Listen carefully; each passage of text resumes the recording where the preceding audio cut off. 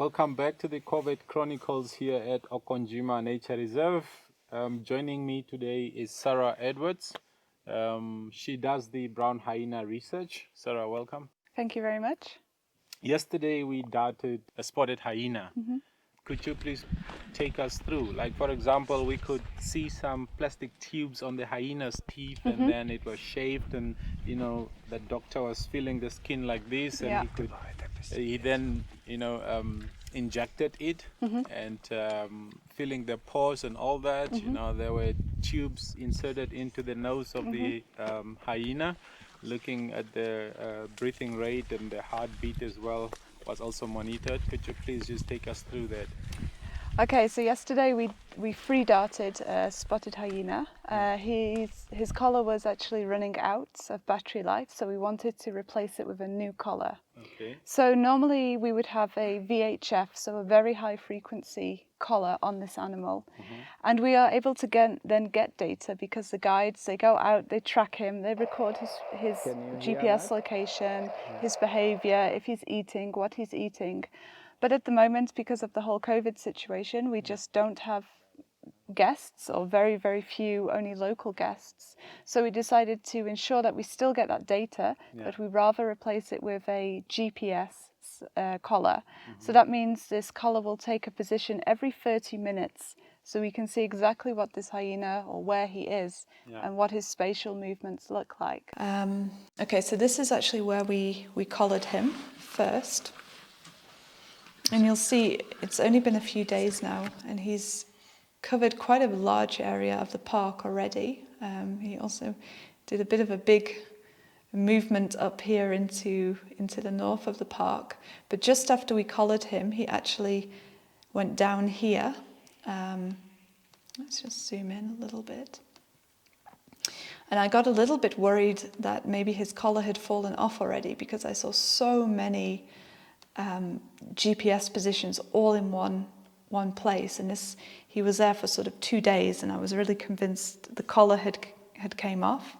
So I went to check this spot, and when I got there was the remains of a dead impala male, and I think the spotted hyena had actually killed him and then just spent 2 days just eating and sleeping and not really moving because of how much food he had consumed. So lots of time spent around the kill. And then quite a huge loop that he did now around in the north. And we know from camera trap data that this spotted hyena, he moves across the whole park. But it's only now with the GPS collar that we're seeing where he moves, when he moves, and starting to, if we investigate these clusters of points, we're going to often find prey remains, and then we can get a better idea of what his diet might be on Okonjima. So it's really interesting already just from these few days of data. Now we're putting GPS collars on brown hyenas and on leopards, and we want to try and understand how all these carnivores are interacting with each other in the reserve. And are the brown hyenas also maybe stealing kills from the spotted hyena? Just to see a bit more in depth how they're all interacting. What are some of the challenges that you face when you're doing this research? Is there anything that sometimes limits your activities? I guess at the moment, with the whole COVID situation and our funding being very low, because we don't have tourism coming in, and that was the main way that we were funding things like staff salaries, fuel for our vehicles. So it means that we only have Dr. Dietart here for shorter periods of time. So that means, like we've done in the last couple of days, we really have to take advantage of when he's here. We've done free dartings in the last 2 days with you guys, and that's a pace that we now have to work at to make sure we get as many animals that we need to recollar done whilst he is here. Okay. So that's a challenge at the moment. Now, what made you actually choose, the brown hyena from all other animals? What made you fall in love with that, to do the research on the brown hyenas? Yeah, I sort of came into it almost by chance. And after I started studying them down in Lüderitz on the coast, you know, I saw that this is a really interesting animal to study. I like the social aspect. They're very intelligent. And then I was asked by Wayne Hansen, the owner of Okonjima, that they wanted to start brown hyena research here.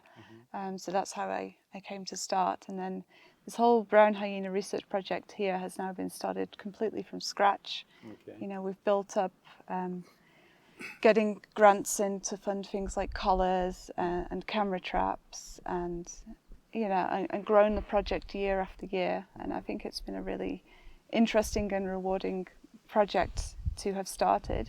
And I think that's what's so difficult at the moment with this COVID situation, and how uncertain the research future is for Okonjima Nature Reserve. You know, you spend so much time building this project up. You're working late nights. You're spending your weekends, you know, writing grant applications. We always have to make sure we're writing our reports, getting our research permits. You know, doing the field work, and to have spent sort of the last 2.5 years building that up, and now the future of this project being so uncertain and it may have to stop actually.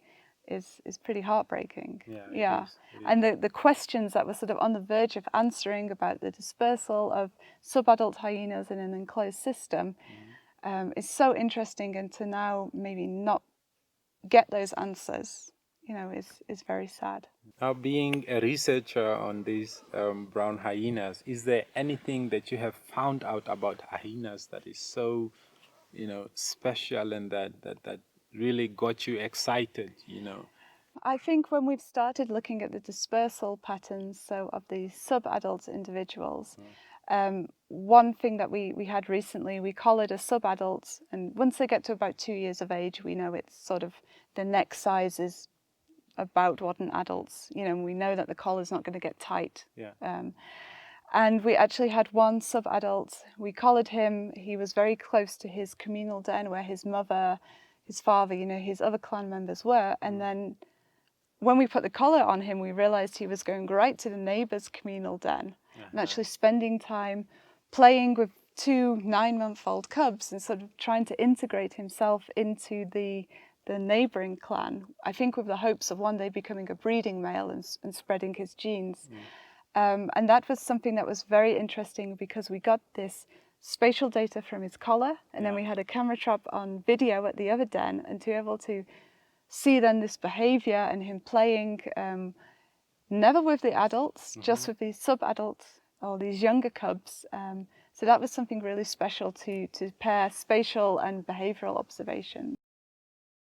Is there any high rate of infant mortality with these young hyenas? Yeah, so last year we had the first case of infanticide in wild brown hyena. So this was where a female brown hyena came and actually killed 2 10, 12-week-old cubs.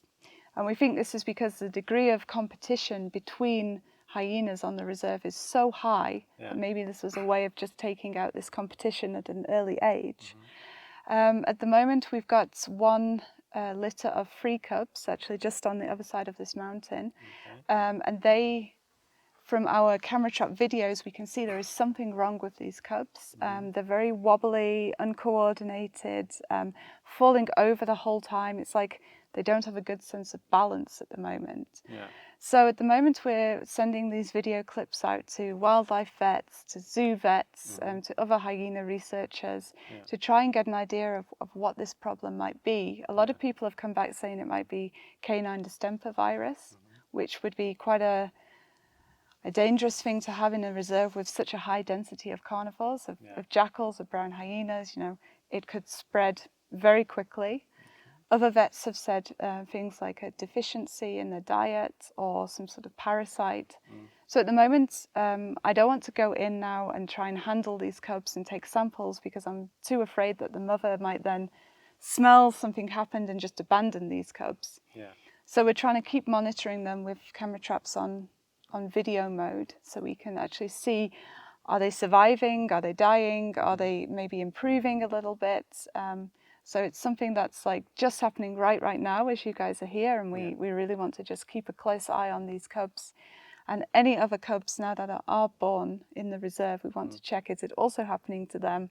Yeah. Because, you know, our hyenas have overlapping home ranges, so any disease or, you know, potentially parasites could easily cross between different clans and spread through the whole population. So, how important is tourism to these brown hyena research? I think it's absolutely essential, not just for the brown hyena research, but for our leopard, aardvark, pangolin research. Basically, without tourism, as we're seeing now, these research projects are just sort of grounding to a halt, you know, for lack of funding. Yeah. So it's just become such an important part of our research projects, and sort of this symbiotic relationship between the Okonjima Lodge and the AfriCat Foundation, and how, you know, guests help fund our research, but also in return that these guests then get to see things like leopards, brown hyenas, aardvark, pangolin, which are otherwise so difficult, especially pangolin, are so difficult to see, that it does work in both ways. But it really means that at the moment, with no tourism, our research projects are just under so much pressure and in danger of stopping, and this would just be a massive shame. So tourism is very essential. Yeah, and I think things like this, you know, normally people are not seeing this, and we've done documentaries before where we've darted the animals, but then this side of it is not shown, and I think it's important that we show that this research is real. We're not just putting collars on animals to show them to tourists, that this is, you know, real research projects. We're publishing our work, we're doing so much more than just putting collars on animals, and I think people need to understand that, because it might not always be apparent, especially if you come to Okonjima as a guest, or see some of the other documentaries that have been made where they don't show the other side of it. So I think this is really cool that we show this now.